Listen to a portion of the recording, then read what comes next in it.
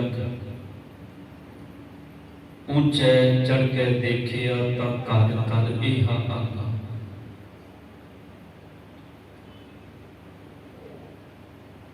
जीवन के अंदर हर चीज जिहड़ी है वो मनुखी समझ ते खड़ी हुई है। और जिमें जिमें जिस चीज़ की बंदे को समझ आती है, नॉलेज हासिल होती है, हर इंसान उस चीज़ के अंदर परपक्क हो जाता है। जिमें किसी ने वैद बनना है, डॉक्टर बनना है, उनका एक फील्ड है जिस फील्ड के विच वो प्रैक्टिकल रूप में विचरता है। तो एक दिन जो उनका वो पढ़ाई वाला एजुकेशन वाला फील्ड पूरा होता है, फिर वो बाहर संसारिक तौर पर लोगों के उपचार करने के लिए सक्षम हो जाता है। हुण उन्होंने एक डिग्री मिल जाती है भी तू लोगों का इलाज कर सकता है। इसी तरह कोई भी संसार का कर्म है, हर कर्म के अंदर जो बंदा सक्षम हो जाता है, परपक्क हो जाता है, फिर उस कर्म को करने के लिए वो अपने आप विच इन्ना उन्होंने अपने आप विच इन्ना को टिकाऊ मिलता है क्योंकि उन्होंने समझ है उस चीज़ की, उन्होंने परपक्कता उस चीज़ के विच। इसी तरह जिहड़े जीवन के नाल जुड़े हुए नुकते ने, भावें वो सुख रूपी नुकता है, भावें दुख की गल है, भावें खुशी की गल है, भावें गमी की गल है, भावें बहुते की गल है, भावें थोड़ी की गल है, अक्सर असीं इन्हां सारियां चीज़ां नूं दो पड़ावां विच वंडदे हैं। एक पड़ाव जीवन दे विच खुशी लैके आता है, एक पड़ाव जीवन दे विच नमोशी लैके आता है। कुछ मिलिया बंदा बड़ा खुश है, ते जे कुछ इहदे हथों चला गया फिर बहुत दुखी है। जे शरीर को कोई दुख लगा है बहुत दुखी है, जे वो रोग ठीक हो गया है तो बहुत सुख महसूस करता है, खुशी जाहिर करता है संसार में। सो हर चीज के जीवन में दो पहलू हैं। इत्थे जिहड़े दुख का जिक्र बाबा फरीद साहब जी ने किया, वो दुख साडे शरीरक दुखों का जिक्र नहीं है। इत्थे उन्हां दुखों का जिक्र है जो साडे अंतरात्मे नूं, साडे मन नूं लगे हुए हैं। गुरु नानक पातशाह जी का एक बड़ा प्यारा बचन है, इन्हां पावन शब्दों को समझण दे लई पातशाह कहते ने, मेरे मालिक इस दुनिया के अंदर जो किसी को पूछा जाए भी सब तो बड़ा दुख किहड़ा है, हर बंदे की आपो अपनी समझ है। जिवें पातशाह बाणी विच कहते हैं भी आप अपनी बुध है जेती वर्णत भिन्न भिन्न तोहे तेते। रब का विख्यान साडी मत विचों प्रगट होए। किसी ने उन्होंने किसी ढंग नाल विख्याने, किसी ने किसी ढंग नाल बखाने। पातशाह जी कहते ने बखानना साडी अपनी मत के उपर टिके हुए। गुरु नानक पातशाह जी ने पूछा कि सतगुर दुनिया के अंदर सब तो बड़ा दुख किहड़ा है। कोई बंदा शरीर करके बड़े सालों तो दुखी है, वो कहता है भी इस तो बड़ा तो दुखी कोई नहीं जिहड़ा मैनूं लगा होएगा। कोई अपनी औलाद तो दुखी है तो वह कहता है भी इस तो बड़ा तो दुखी दुनिया से कोई नहीं, जिंदे लिए इन्नियां अरदासां कीतियां, जिन्हों प्राप्त करने इन्ने इन्नियां थावां ते जा के जोदड़ियां कीतियां, अज वही सानूं दुख दे रहे। इस तो बड़ा दुख किहड़ा है। किसी को चार दमड़े नहीं, वो माया करके दुखी है, वो कहता भी सब तो बड़ा दुखी है, और कोई दुखी नहीं दुनिया से। धन गुरु नानक पातशाह जी ने पूछा कि सतगुर सब तो बड़ा दुख किहड़ा है संसार के अंदर, तो गुरु नानक पातशाह कहते ने दुख विछोड़ा। परमात्मा तो विछड़ जाना, गुरु नानक साहब कहते ने सब तो बड़ा दुख है। रब तो विछड़ जाना, दुख विछोड़ा, ये बड़ा बड़ा दुख है। पर ध्यान देना, इस दुख का आभास हर बंदे नूं नहीं होता।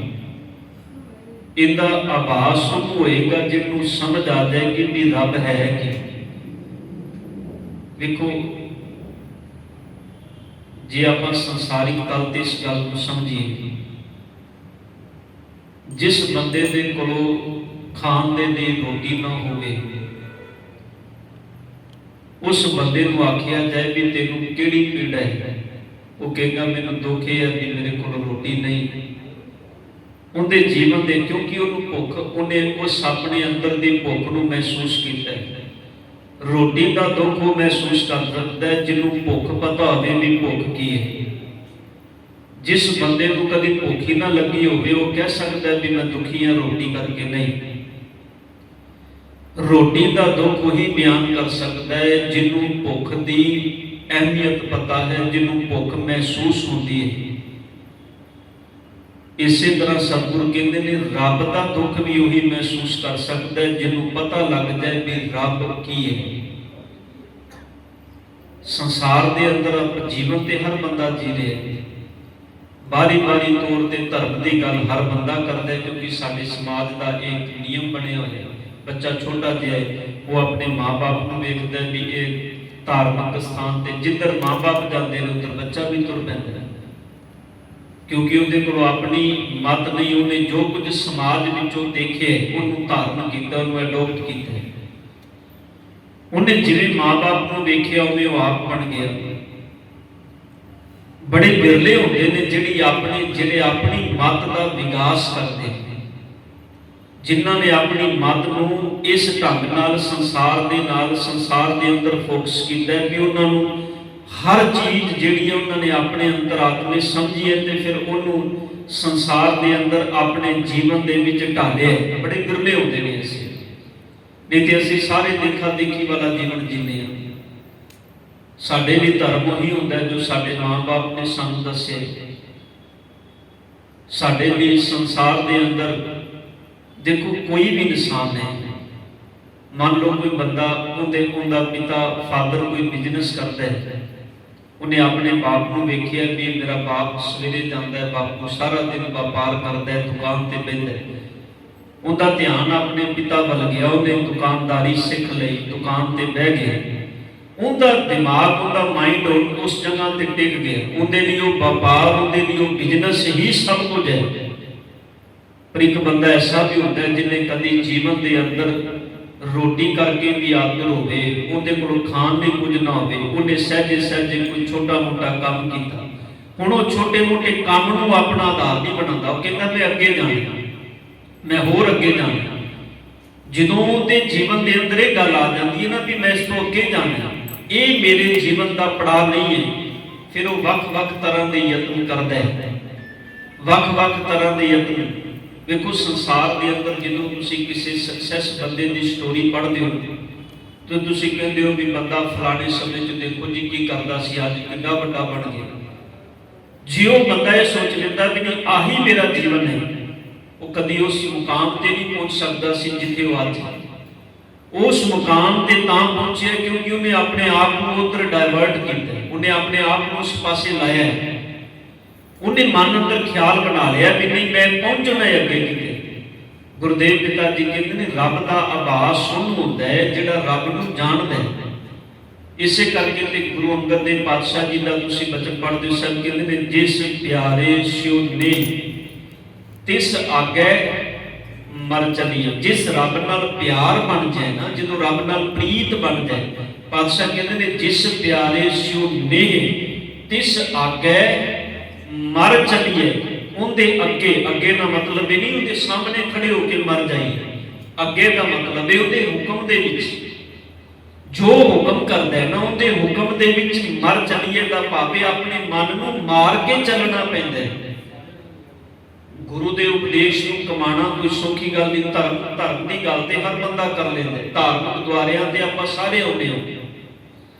इन्ने इन्ने दीवान सज रहे ने, इन्ना इन्ना कुछ समाज में हो रहा है, ਧਰਮ ਦੀ ਗੱਲ ਕਰਨ ਵਾਲਿਆਂ ਦੀ ਕੋਈ ਘਾਟ ਨਹੀਂ, ਧਾਰਮਿਕ ਦੀਵਾਨਾਂ ਦੀ ਕੋਈ ਘਾਟ ਨਹੀਂ। ਘਾਟ ਇਸ ਚੀਜ਼ ਦੀ ਹੈ ਵੀ ਧਰਮ ਨੂੰ ਫੋਲੋ ਕਰਨ ਵਾਲੇ, ਮੰਨਣ ਵਾਲੇ ਕਿੰਨੇ ਹੋਣੇ।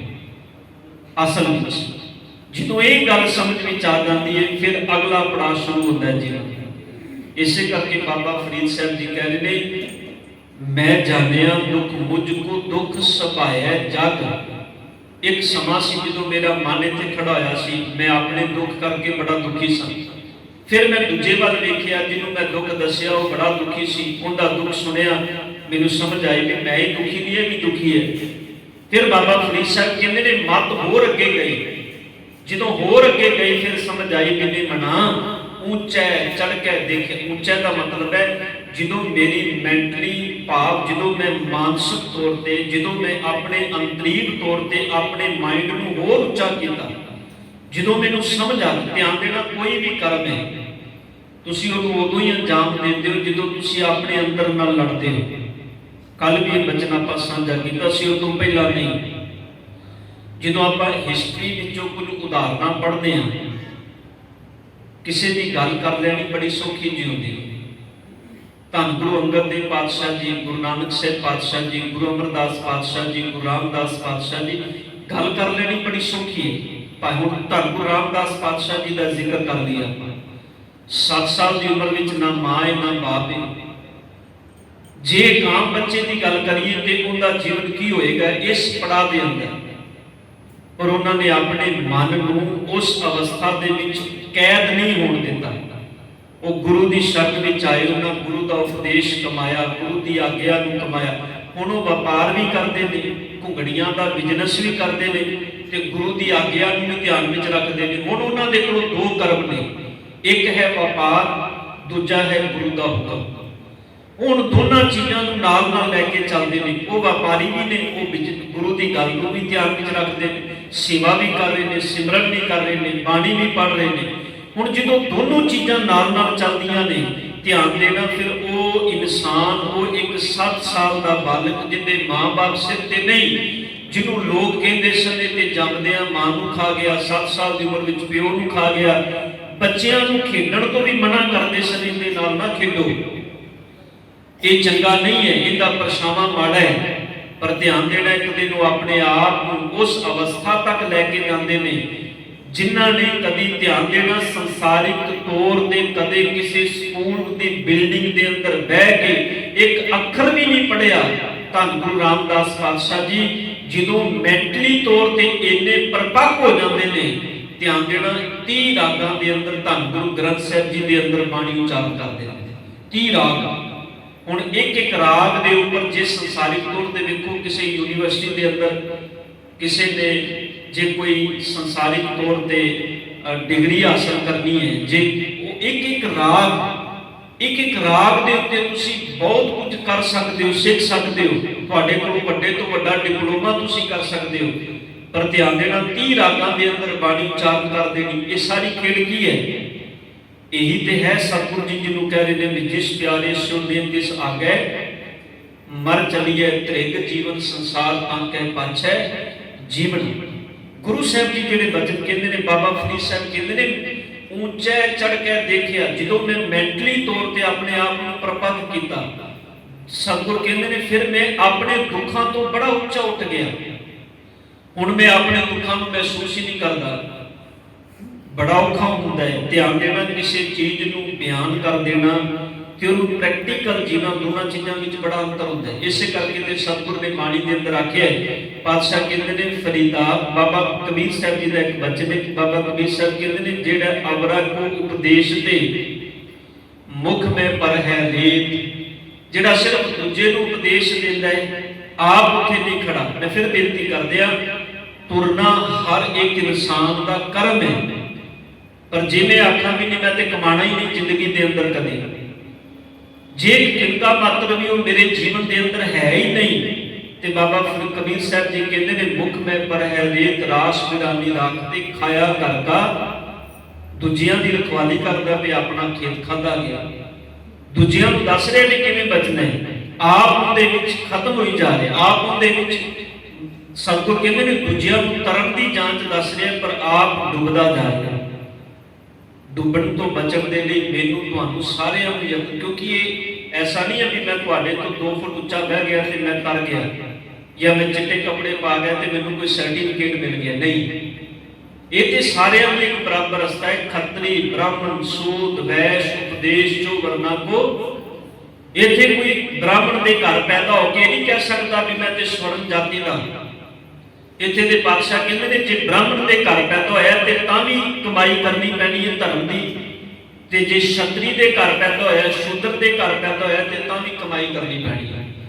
ਦੇਖੋ ਜਦੋਂ ਭੁੱਖ ਲੱਗਦੀ ਹੈ ਨਾ, ਉਦੋਂ ਮਿਹਨਤ ਬ੍ਰਾਹਮਣ ਨੂੰ ਵੀ ਕਰਨੀ ਪੈਂਦੀ ਹੈ ਤੇ ਉਦੋਂ ਸ਼ੂਦਰ ਨੂੰ ਵੀ ਕਰਨੀ ਪੈਂਦੀ ਹੈ। ਮਿਹਨਤ ਰੋਟੀ ਤਾਂ ਹੀ ਥਾਲੀ ਦੇ ਵਿੱਚ ਆਉਂਦੀ ਹੈ ਨਾ ਜੇ ਮਿਹਨਤ ਕਰਦਾ ਹੈ ਬੰਦਾ। ਹੁਣ ਬ੍ਰਾਹਮਣ ਇਹ ਥੋੜਾ ਕਹਿ ਸਕਦਾ ਵੀ ਮੈਂ ਤੇ ਸਵਰਨ ਜਾਤੀ ਦਾ, ਮੈਨੂੰ ਰੋਟੀ ਦੀ ਜ਼ਰੂਰਤ ਹੀ ਕੋਈ ਨਹੀਂ, ਮੈਂ ਨਹੀਂ ਖਾਣੀ ਰੋਟੀ, ਮੈਂ ਤੇ ਰੱਬ ਵੱਲੋਂ ਤ੍ਰਿਪਤ ਹਾਂ। ਸਤਿਗੁਰ ਕਹਿੰਦੇ ਨੇ ਨਹੀਂ, ਜੇ ਸਰੀਰ ਤੇ ਆਹਾਰ ਸਾਰਿਆਂ ਦੇ ਇੱਕ ਬਰਾਬਰ ਨੇ ਤੇ ਫਿਰ ਧਰਮ ਦੇ ਆਹਾਰ, ਮਨ ਦੇ ਆਹਾਰ ਸਾਰਿਆਂ ਲਈ ਵੱਖੋ ਵੱਖਰੇ ਕਿਉਂ ਨੇ? ਉੱਥੇ ਵੱਖਰੇਵਾਂ ਤੇ ਹੋ ਹੀ ਨਹੀਂ ਸਕਦਾ। ਇਹ ਕਿਦੋਂ ਸਮਝ ਆਉਂਦੀ? ਬਾਬਾ ਜੀ ਕਹਿੰਦੇ ਨੇ ਜਦੋਂ ਉੱਚਾ ਚੜ ਕੇ ਦੇਖਿਆ, ਜਦੋਂ ਮੈਂ ਆਪਣੀ ਮਾਨਸਿਕ ਅਵਸਥਾ ਨੂੰ ਉੱਚਾ ਕੀਤਾ। ਧਿਆਨ ਦੇਣਾ, ਇਹ ਕਰਨਾ ਪੈਣਾ ਹੈ ਜੀਵਨ ਦੇ ਅੰਦਰ। ਇੱਕ ਇਨਸਾਨ ਉਹ ਹੁੰਦਾ ਹੈ ਜਿਹਨੂੰ ਥੋੜਾ ਜਿਹਾ ਨੁਕਸਾਨ ਜੀਵਨ ਵਿੱਚ ਹੋ ਜਾਏ, ਉਹ ਕਹਿੰਦਾ ਮਰ ਗਿਆ ਮਰ ਗਿਆ ਮਰ ਗਿਆ। ਇੱਕ ਇਨਸਾਨ ਉਹ ਹੁੰਦਾ ਹੈ ਜਿਹਦਾ ਬਹੁਤ ਕੁਝ ਵੀ ਚਲਾ ਜਾਏ, ਉਹ ਤਾਂ ਵੀ ਕਹਿੰਦਾ ਮੇਰੇ ਮਾਲਕ ਜੀ ਸ਼ੁਕਰ ਹੈ ਤੇਰਾ ਜਿੰਨਾ ਕੁਝ ਹੈ, ਮੇਰੇ ਸਤਿਗੁਰ ਜੀ ਮੈਂ ਆਪਣਾ ਐਫਰਟ ਕਰ ਰਿਹਾ, ਮੈਂ ਆਪਣੀ ਮਿਹਨਤ ਕਰ ਰਿਹਾ, ਅੱਗੇ ਤੇਰੀ ਬਖਸ਼ਿਸ਼ ਹੈ, ਤੇਰੀ ਕਿਰਪਾ, ਜਿੱਥੇ ਤੂੰ ਰੱਖਣਾ ਮੈਂ ਉੱਥੇ ਰਹਿਣਾ। ਦੋਨਾਂ ਦੇ ਵਿੱਚ ਫਰਕ ਹੈ। ਇੱਕ ਸੁਰਤ, ਇੱਕ ਮਾਨਸਿਕ ਅਵਸਥਾ ਹੈ ਜਿੱਥੇ ਬੰਦਾ ਥੋੜੇ ਜਿਹੇ ਨੁਕਸਾਨ ਵਿੱਚ ਵੀ ਸਰੀਰ ਨੂੰ ਵੱਡਾ ਰੋਗ ਲਾ ਲੈਂਦਾ ਹੈ। ਇੱਕ ਬੰਦਾ ਉਹ ਹੈ ਬਹੁਤ ਵੱਡੇ ਨੁਕਸਾਨ ਵਿੱਚ ਵੀ ਮੈਂਟਲੀ ਤੌਰ ਤੇ, ਮਾਨਸਿਕ ਤੌਰ ਤੇ ਇੰਨਾ ਉੱਚਾ ਹੋ ਜਾਂਦਾ ਹੈ ਵੀ ਬਹੁਤ ਵੱਡੇ ਨੁਕਸਾਨ ਨੂੰ ਵੀ ਉਹ ਬਹੁਤ ਛੋਟਾ ਕਰਕੇ ਜਾਣਦਾ ਹੈ। ਉਹ ਆਪਣੇ ਜੀਵਨ ਦੇ ਵਿੱਚ ਕਦੇ ਨਿਰਾਸ਼ ਨਹੀਂ ਹੁੰਦਾ। ਇਹ ਚੀਜ਼ਾਂ ਨੇ। ਤਾਂ ਹੀ ਬਾਬਾ ਫਰੀਦ ਸਾਹਿਬ ਕਹਿੰਦੇ ਨੇ ਉੱਚਾ ਚੜ ਕੇ ਦੇਖਿਆ ਤਾਂ ਘਰ ਘਰ ਇਹ ਅੱਗ। ਅੱਜ ਗੁਰੂ ਅਰਜਨ ਸਾਹਿਬ ਜੀ ਇਸੇ ਗੱਲ ਨੂੰ ਕਹਿੰਦੇ ਨੇ ਫਰੀਦਾ ਉਮਰ ਸੁਹਾਵੜੀ। ਉਮਰ ਦਾ ਮਤਲਬ ਹੈ ਜ਼ਿੰਦਗੀ, ਸੁਹਾਵੜੀ ਦਾ ਮਤਲਬ ਹੈ ਸੋਹਣੀ। ਬਾਬਾ ਜੀ ਕਹਿੰਦੇ ਨੇ ਜਿਹੜੀ ਤੇਰੀ ਜ਼ਿੰਦਗੀ ਹੈ ਨਾ ਬੜੀ ਸੋਹਣੀ ਹੈ, ਜਿਹੜੀ ਤੈਨੂੰ ਆਰਬਲਾ ਮਿਲੀ ਹੈ ਨਾ, ਉਮਰ ਮਿਲੀ ਬੜੀ ਸੋਹਣੀ ਹੈ। ਸੰਗ ਸੁਵੰਨੜੀ ਦੇ ਦਾ ਮਤਲਬ ਹੁੰਦਾ ਹੈ ਸਰੀਰ, ਸੁਵੰਨੜੀ ਦਾ ਮਤਲਬ ਹੁੰਦਾ ਹੈ ਸੋਹਣੇ ਰੰਗ ਵਾਲੀ, ਸੋਹਣੀ ਕੰਚਨ ਵਰਗੀ। ਇਹਦਾ ਮਤਲਬ ਹੋਇਆ ਜਿਸ ਨੂੰ ਕੋਈ ਰੋਗ ਨਾ ਹੋਵੇ। ਸਰੀਰ ਕੰਚਨ ਵਰਗਾ ਹੈ। ਇੱਕ ਮੁਹਾਵਰਾ ਹੈ ਨਾ, ਕੰਚਨ ਵਰਗੀ ਦੇਹੀ। ਕੀ ਕੰਚਨ ਵਰਗੀ ਦੇਹੀ ਦਾ ਮਤਲਬ ਇਹ ਥੋੜਾ ਵੀ ਸਰੀਰ ਸੋਨੇ ਦਾ ਬਣ ਗਿਆ। ਕੰਚਨ ਦਾ ਮਤਲਬ ਹੈ ਅਰੋਗ। ਜਿਸ ਸਰੀਰ ਨੂੰ ਕੋਈ ਰੋਗ ਨਾ ਹੋਵੇ, ਬੰਦਾ ਉਹ ਕਹਿੰਦਾ ਵੀ ਇਹਦਾ ਸਰੀਰ ਤੇ ਕੰਚਨ ਵਰਗਾ ਹੈ, ਭਾਵੇਂ ਨੂੰ ਕੋਈ ਰੋਗ ਨਹੀਂ। ਤੇ ਗੁਰੂ ਅਰਜਨ ਸਾਹਿਬ ਜੀ ਕਹਿੰਦੇ ਨੇ ਇਹ ਉਮਰ ਬੜੀ ਸੋਹਣੀ ਹੈ ਜਿਹੜੀ ਰੱਬ ਨੇ ਜ਼ਿੰਦਗੀ ਦਿੱਤੀ ਹੈ, ਇਹ ਬੜੀ ਸੋਹਣੀ ਹੈ। ਸੰਗ ਸੁਵੰਨੜੀ ਦੇ ਕਿਦੋਂ ਸੋਹਣੀ ਹੈ? ਪਾਤਸ਼ਾਹ ਕਹਿੰਦੇ ਨੇ ਜਦੋਂ ਇਹ ਸੱਚ ਨਾਲ ਜੁੜੇਗੀ, ਸਤਿਗੁਰ ਪਾਤਸ਼ਾਹ ਕਹਿੰਦੇ ਨੇ ਫਿਰ ਇਹਨੂੰ ਕੋਈ ਰੋਗ ਨਹੀਂ ਹੋਏਗਾ, ਇਹ ਦੇਹ ਨੂੰ ਕੋਈ ਰੋਗ ਨਹੀਂ ਲੱਗੇਗਾ। ਤੇ ਅਰੋਗ ਦੇਹ ਜਿਹੜੀ ਹੈ ਸਤਿਗੁਰ ਕਹਿੰਦੇ ਨੇ ਉਹ ਬੜੇ ਸੋਹਣੇ ਰੰਗ ਵਾਲੀ ਹੁੰਦੀ ਹੈ। ਤੇ ਪਾਤਸ਼ਾਹ ਕਹਿੰਦੇ ਨੇ ਵਿਰਲੇ ਕਈ ਪਾਈਨ, ਪਰ ਕਿਹੜੇ ਨੇ ਜਿਨ੍ਹਾਂ ਨੂੰ ਇਹ ਦਾਤ ਮਿਲਦੀ ਹੈ? ਸਤਿਗੁਰ ਕਹਿੰਦੇ ਨੇ ਹਰ ਇੱਕ ਨੂੰ ਨਹੀਂ।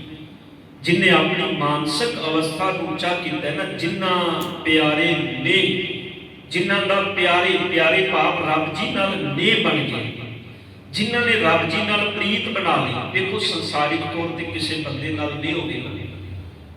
ਅਸੀਂ ਆਪਣੇ ਘਰ ਦੇ ਵਿੱਚ ਵੇਖੀਏ, ਬੱਚਾ ਬਿਮਾਰ ਹੋ ਜਾਏ, ਬਾਪ ਸਾਰੀ ਰਾਤ ਨਹੀਂ ਸੌਂਦੇ, ਫੀਵਰ ਹੀ ਹੋ ਜਾਏ ਨਾ, ਸਾਰੀ ਰਾਤ ਟੋ ਕੇ ਵੇਖਦੇ ਨੇ, ਠੀਕ ਹੈ ਨਾ। ਹਾਲਾਂਕਿ ਬੁਖਾਰ ਉਤਰਿਆ ਵੀ ਹੋਵੇ ਤਾਂ ਵੀ ਰਾਤ ਨੂੰ ਕਿੰਨੀ ਵਾਰੀ ਉੱਠ ਕੇ, ਆਪਾਂ ਸਾਰੇ ਗ੍ਰਸਤੀ ਬੈਠੇ ਆ, ਤਾਂ ਵੀ ਰਾਤ ਨੂੰ ਉੱਠ ਕੇ ਵੇਖਦਾ ਵੀ ਕਿਤੇ ਇਹਨੂੰ ਬੁਖਾਰ ਤੇ ਨਹੀਂ, ਦੁਬਾਰਾ ਤੇ ਨਹੀਂ ਹੋ ਗਿਆ ਕਿਤੇ। ਸਤਿਗੁਰ ਕਹਿੰਦੇ ਨੇ ਜਿਨ੍ਹਾਂ ਦਾ ਪਿਆਰ ਰੱਬ ਨਾਲ ਬਣ ਜਾਏ ਨਾ, ਉਹਨਾਂ ਦਾ ਅੰਦਰ ਇਸ ਤਰ੍ਹਾਂ ਦਾ ਹੋ ਜਾਂਦਾ ਹੈ, ਉਹ ਹਰ ਘੜੀ ਦੇ ਅੰਦਰ ਵੇਖਦੇ ਨੇ ਕਿਤੇ ਮੈਂ ਰੱਬ ਨਾਲੋਂ ਵਿਛੜਦੇ ਨਹੀਂ ਗਿਆ, ਕਿਤੇ ਮੈਂ ਐਸਾ ਕਰਮ ਤੇ ਨਹੀਂ ਕਰ ਰਿਹਾ ਜਿਹੜਾ ਮੇਰੇ ਗੁਰੂ ਦੇ ਹੁਕਮ ਤੋਂ ਬਾਹਰ ਹੈ।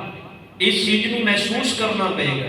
ਧੰਨ ਗੁਰੂ ਗ੍ਰੰਥ ਸਾਹਿਬ ਪਾਤਸ਼ਾਹ ਬਾਬਾ ਜਦੋਂ ਭਾਈ ਸਾਹਿਬ ਭਾਈ ਨੰਦ ਲਾਲ ਜੀ ਨੂੰ ਸਤਿਗੁਰੂ ਪੁੱਛਦੇ ਨੇ, ਨੰਦ ਲਾਲ ਮੇਰਾ ਮਨ ਕਰਦਾ ਹੈ ਤੁਹਾਡੀ ਸੇਵਾ ਬੜੀ ਅਨਿਨ ਹੈ, ਤੁਸੀਂ ਮੇਰੇ ਕੋਲੋਂ ਕੁਝ ਮੰਗੋ, ਮੇਰਾ ਮਨ ਕਰ ਰਿਹਾ ਮੈਂ ਕੁਝ ਦੇ ਕੇ ਜਾਵਾਂ। ਤਾਂ ਗੁਰੂ ਬੜੀ ਮੁਸ਼ਕਲ ਨਾਲ ਧਿਆਨ ਦੇਣਾ, ਐਸੀ ਖੁਸ਼ੀ ਹਰ ਇੱਕ ਨੂੰ ਨਹੀਂ ਨਸੀਬ ਹੁੰਦੀ।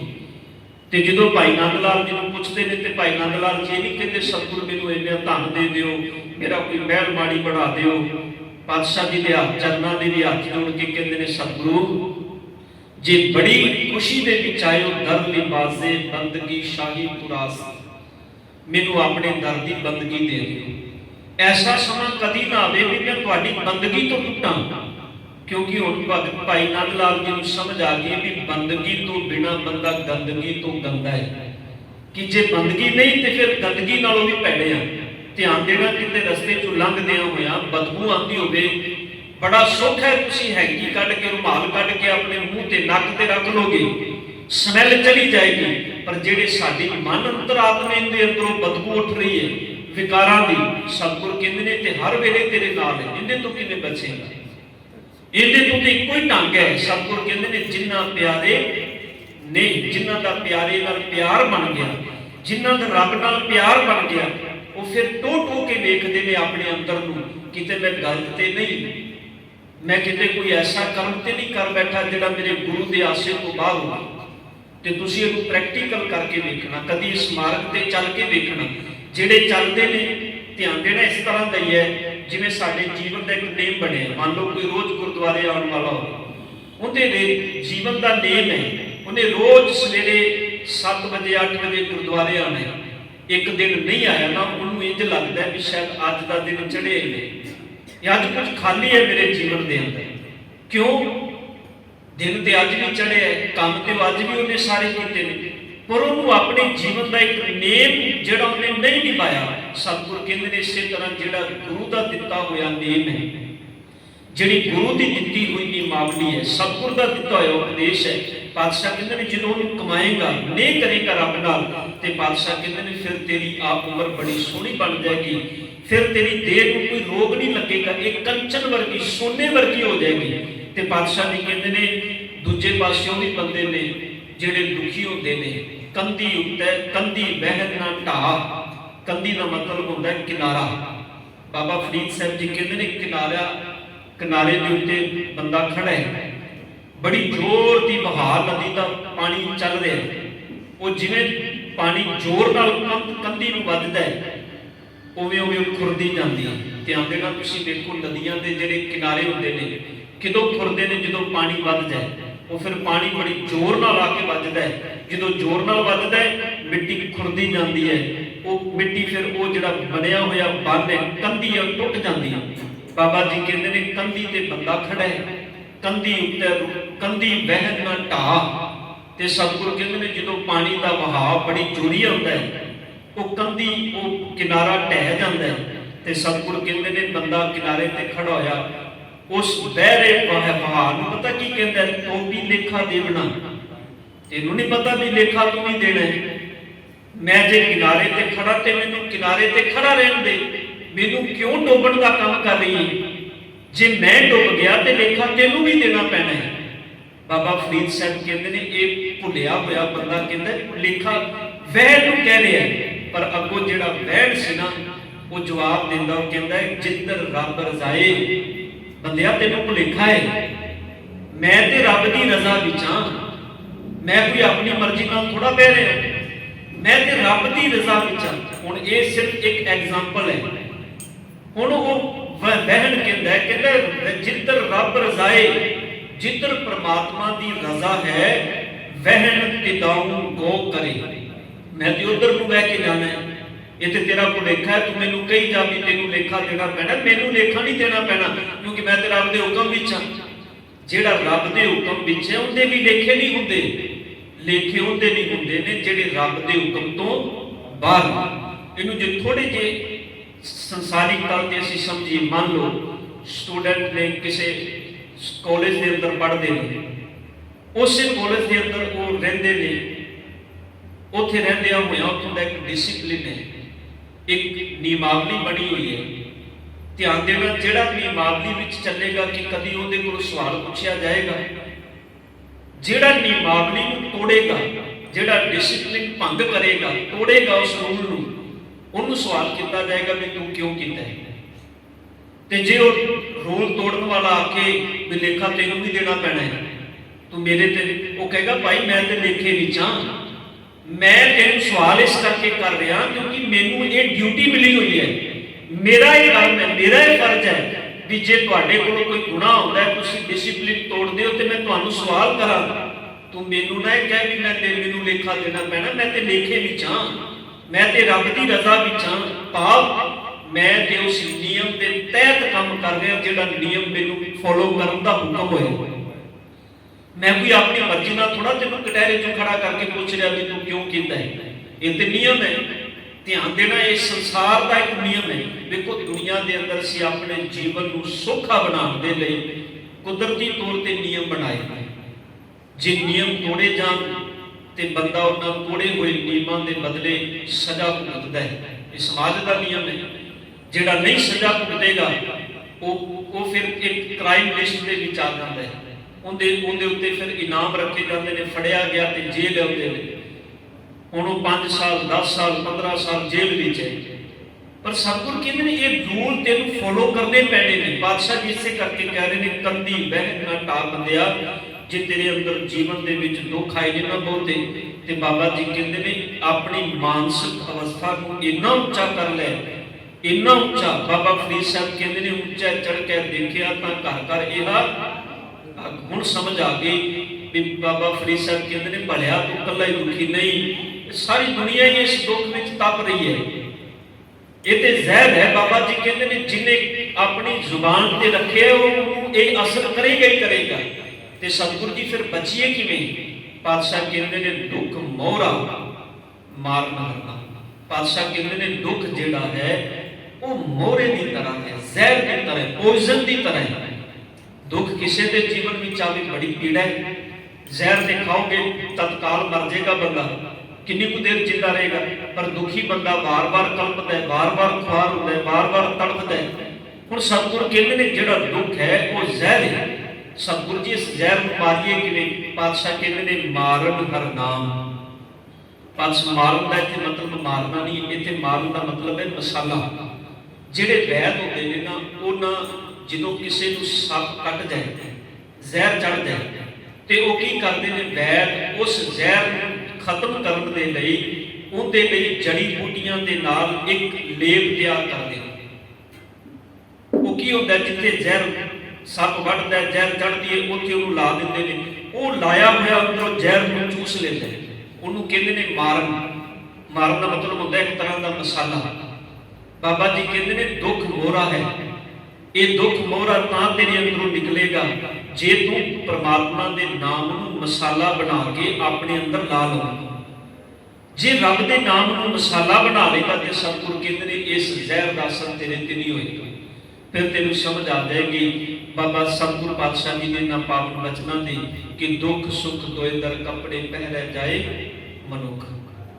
ਦੁੱਖ ਤੇ ਸੁੱਖ ਇੱਕ ਕੜੀਆਂ ਨੇ ਸਰੀਰ ਦੀਆਂ। ਤੋਂ ਕੱਲ ਵੀ ਇਹ ਬੇਨਤੀ ਕੀਤੀ ਸੀ, ਇਸੇ ਕਰਕੇ ਸਤਿਗੁਰ ਕਹਿ ਰਹੇ ਨੇ ਕੰਦੀ ਬਹਿਨ ਨਾ ਢਾ ਤੋ ਵੀ ਲੇਖਾ ਦੇਵਣਾ ਜਿੱਧਰ ਰੱਬ ਰਜ਼ਾਏ। ਮੈਂ ਤੇ ਉਧਰ ਜਾ ਰਹੀ ਜਿੱਧਰ ਰੱਬ ਦੀ ਰਜ਼ਾ। ਬਹਿਨ ਤਿਦਾਉ ਗੋ ਕਰੇ, ਇਹ ਬਹਿਣਾ ਰੱਬ ਦੀ ਰਜ਼ਾ ਦੇ ਵਿੱਚ ਹੈ। ਇਸ ਕਰਕੇ ਜਿਹੜੇ ਵੀ ਜੀਵਨ ਵਿੱਚ ਦੁੱਖ ਸੁੱਖ ਨੇ ਪ੍ਰਮਾਤਮਾ ਦੀ ਰਜ਼ਾ ਵਿੱਚ ਨੇ, ਪਰ ਨਿਯਮਾਵਲੀ ਵਿੱਚ ਚੱਲਾਂਗੇ ਤੇ ਸਤਿਗੁਰ ਕਹਿੰਦੇ ਨੇ ਫਿਰ ਦੋਵੇਂ ਇੱਕ ਬਰਾਬਰ ਜਾਪਣਗੇ। ਤੇ ਜੇ ਨਿਯਮ ਤੋਂ ਬਾਹਰ ਚੱਲਾਂਗੇ ਤੇ ਬਾਬਾ ਰਵਿਦਾਸ ਜੀ ਕਹਿੰਦੇ ਨੇ ਜਬ ਕਛ ਪਾਵੇ ਤਬ ਗਰਭ ਕਰਤ ਹੈ, ਮਾਇਆ ਗਈ ਤਬ ਰੋਵਣ ਲਗਤ ਹੈ। ਫਿਰ ਇਹਦਾ ਸੁਭਾਅ ਬਣ ਜਾਂਦਾ ਹੈ। ਕੁਝ ਮਿਲੇਗਾ ਤੇ ਆਖੇਗਾ ਹਮ ਕੀਆ ਹਮ ਕरेंगे, ਹਮ ਮੂਰਖ ਗਵਾ।